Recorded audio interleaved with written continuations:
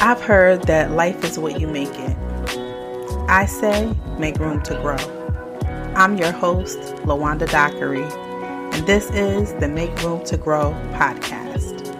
It all started with a dream about growing food, and who would ever imagine that growing food would lead to me learning about personal growth and development?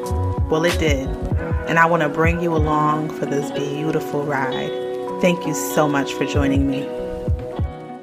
Hello, Grow Nation. I hope you all are well. It's the end of the week and you know we got stuff to do in the garden. But you know nothing bugs me more than trying to get going with your plants and you get rudely interrupted by pests. We could run a whole list down of different types of pests, indoor and outdoor pests. This week, I want to talk about those rude little fungus gnats. They're everywhere. They're like little fruit fly looking things, and I can't stand them.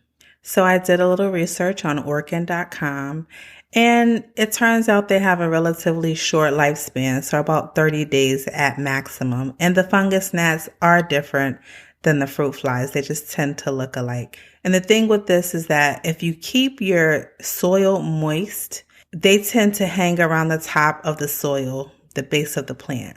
And so the best thing to do in this case, you may remember I've mentioned in previous episodes, is to bottom water your plants.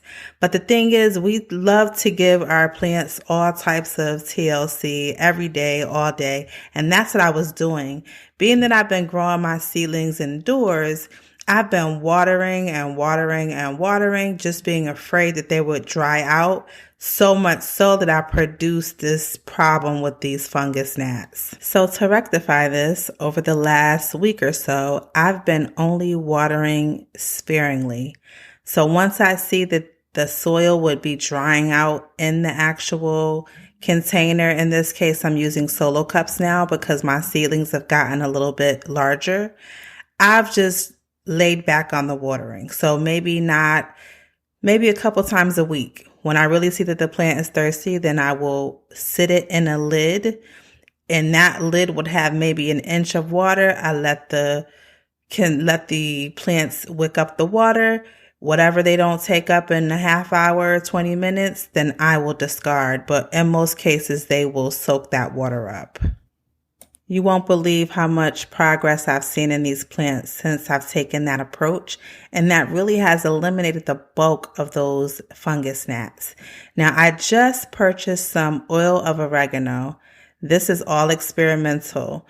I will be testing it out in as much as I'm going to put a couple drops in a spray bottle, and I'll mostly fill it with water. So maybe just 1 or 2 drops. I'm going to test this out with just one plant, and I'm going to spray the surface, not drench it, but just lightly mist the surface of one of those solo cups. I'll use a plant that I think may not make it just as a test case, and I'll report back as to how that works. But really, the drying out of the top of the soil, not to the point that it will kill the plant, not to the point that you're seeing the leaves start to yellow, but to the point where you know the roots and everything beneath the top of the soil are moist. If you were to take your finger and scratch back the surface, you still would feel moisture, but not to the point where you're breeding these fungus gnats on the top of the soil because it's just staying too moist.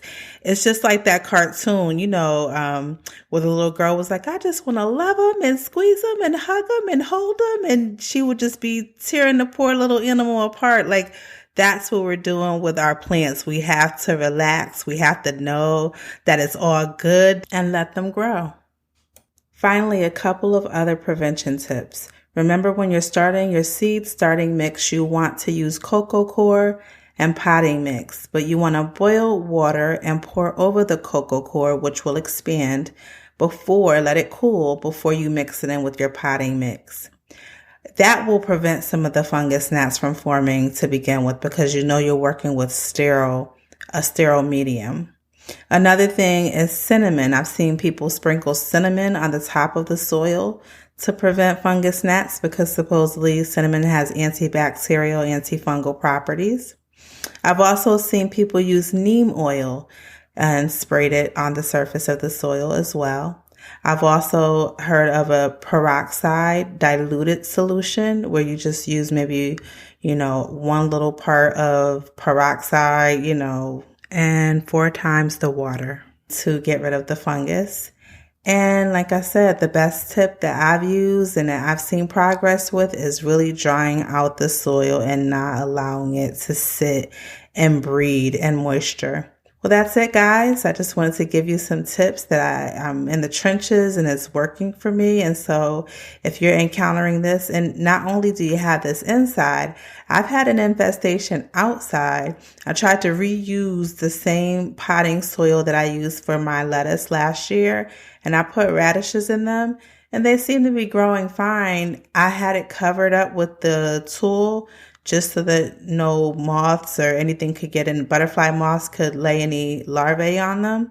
And what I found out was that it was infested with these fungus gnats, and that's probably because it was there from last year. So sometimes you have to scrap the whole thing and start over, which is exactly what I did. So that's all I have for you today, guys.